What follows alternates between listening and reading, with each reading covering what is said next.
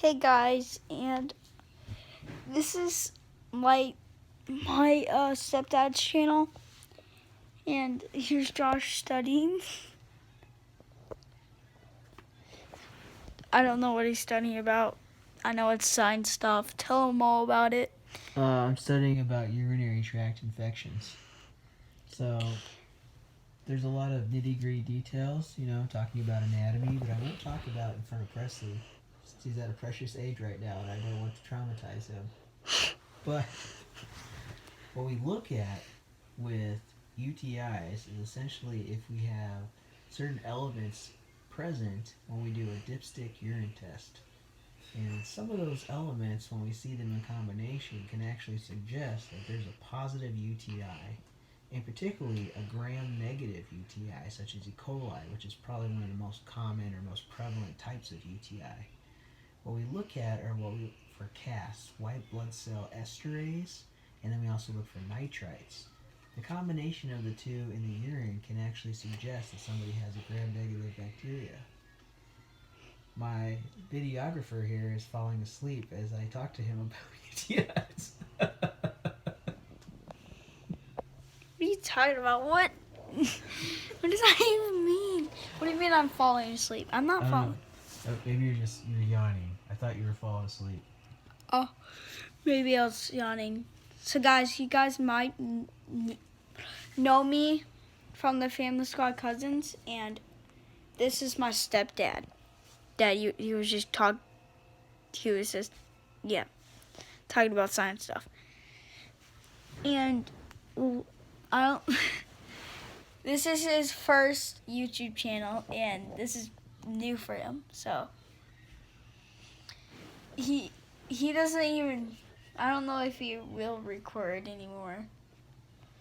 So I think we should learn all more about it, because just for the scientists out there. Yeah, for the scientists. So what are you underlining? I'm highlighting specifics that'll help me review later on for when I'm studying. Oh. What does this all say then? What does it all say? I mean, what is it talking about? Well,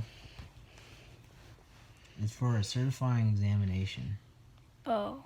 So I'm trying to achieve board certification by taking an exam. And to do that, I need to review content from a course or series of courses that I took almost 7 years ago. So this is a lot of review, but good review. It's like over 300 pages of review that I've done so far. And I still got maybe about 200 pages of review left to go. It's probably gonna take a few more years for it to finish it, pretty much. I don't know. I think I did this in maybe 3 or 4 months, but I haven't been doing it every day. If you did, then you'd probably be like down here or something. I'd probably be done, yeah. But since working 2 or 3 jobs, it makes it kind of difficult.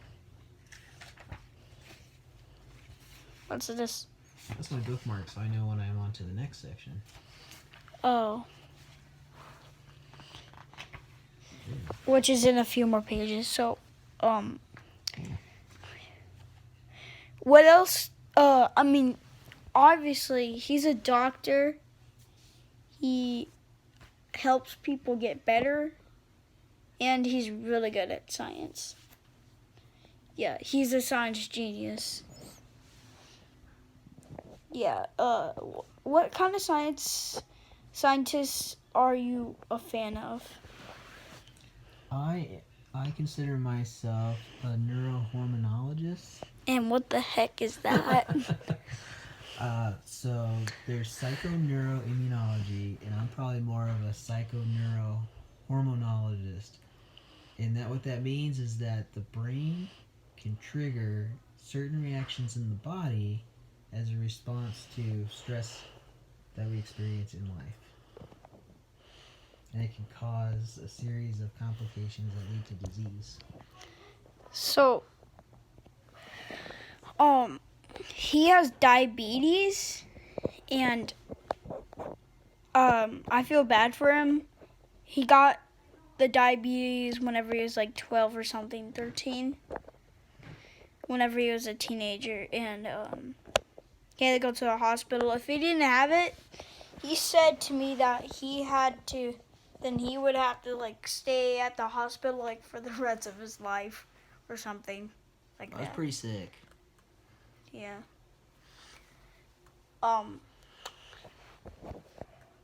What else about the science thing?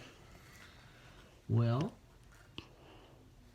there's different types of coping, the way people can overcome challenges. So when we experience something that's really stressful, we typically look at it one of two ways.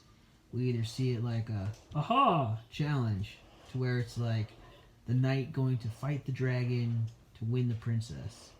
He sees it not as a fear thing, it's like the big battle that's going to define himself, and the princess is like his trophy wife. I know that sounds kind of silly. And then the other is like a threat. So there's the aha challenge stressor, and then there's the threat stressor. And the threat stressor is like, whoa, that's a dragon. I'm not gonna get fried. I'm out of here.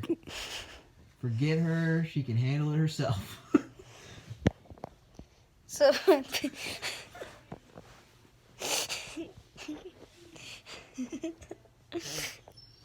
so basically, he was talking about a princess and a guy who's basically fearless. I mean, Yeah, he's like fearless.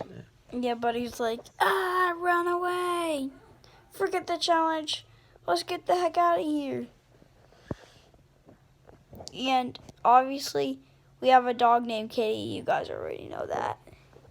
And my mom, I don't think she wants a YouTube channel. And obviously, my dad does not want to be on YouTube because he just doesn't want to be.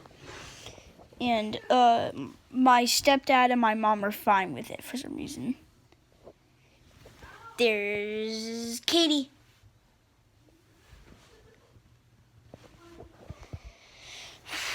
What after the studying, when you're done, like if you in a year, you're gonna probably in a year you're gonna finish this, and Oh yeah, definitely. No, I'm planning to finish this in the next few months. Oh. So by Christmas. When you're done, what are your plans? My plans? Yeah. So if COVID's still going on, and the job I want is still considered non-essential, meaning that if they don't really need to hire me for that job, even though that's the job I want and I started interviewing for before COVID, I'm going to be a nurse practitioner. What is that?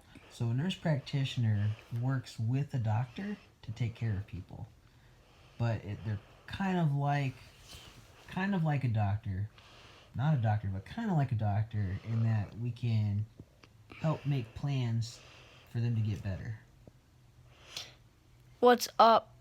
What's up in that mind of yours? What's up in my mind? Yeah. I don't know. There's a lot up in my mind right now. Tell everyone how many subscribers you got, and that is not on YouTube. Oh, the science thing? Yeah. The research gate? Yeah, that does not count as subscribers. It doesn't count because it's not YouTube. That's right. Yeah. 265.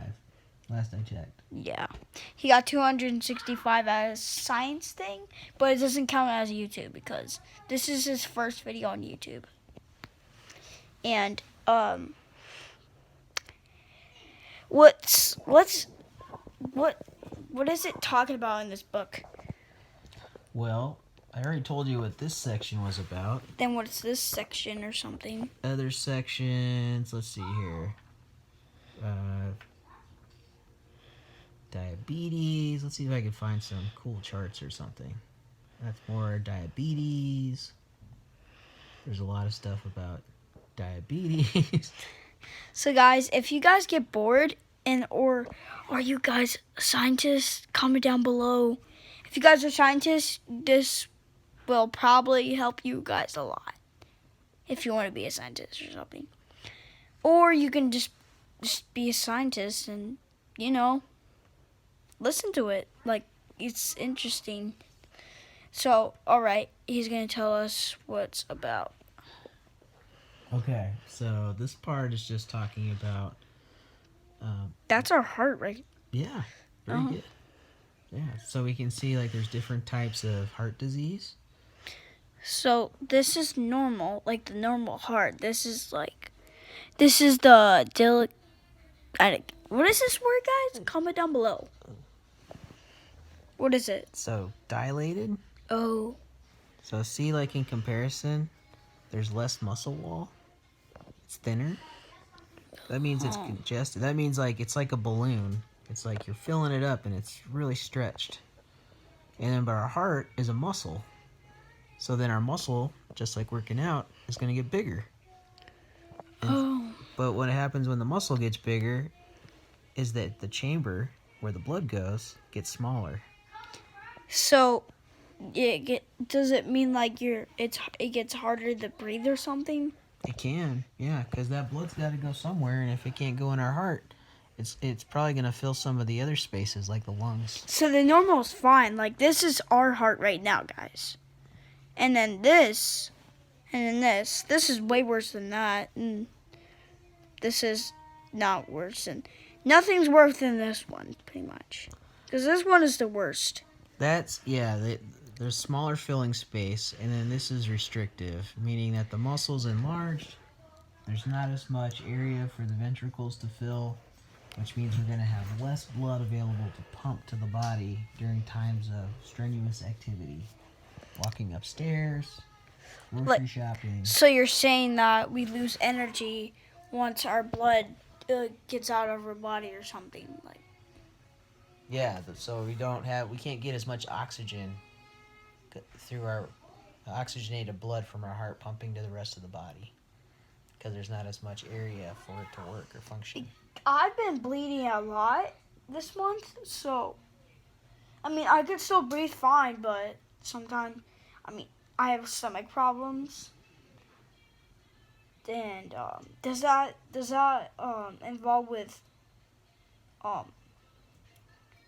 be able to breathe or something, or is that just sick stuff? It depends. Like if it's breathing related, it could be. The bleeding is kind of normal. So something that can happen in our body anytime that we may not know about is we have blood vessels all over, miles and miles of blood vessels because they're so tiny. And what happens is we get what these call micro bleeds. Micro meaning really small. And so that little vessel, all of a sudden it opens up. There's like imagine a cut, and the vessel starts to bleed, and then we get a clot.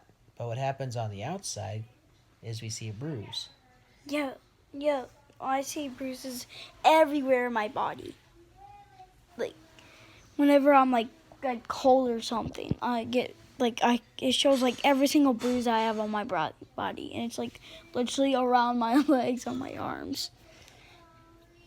You guys don't want to see it. It's so bad. I mean, I don't know if that's normal. Is that normal? Bruising? No, like everywhere on your legs and arms. If you're active and you bump into stuff. And I see a bruise in your eye. I got a bruise in my eye? Yeah, right there. Oh, it's probably lack of sleep. What? So guys, that's it for today. What are you gonna say before we go? Let's see. Like always stay healthy or something. Yeah. 30 minutes of activity 5 days a week can help strengthen your heart. Okay, bye.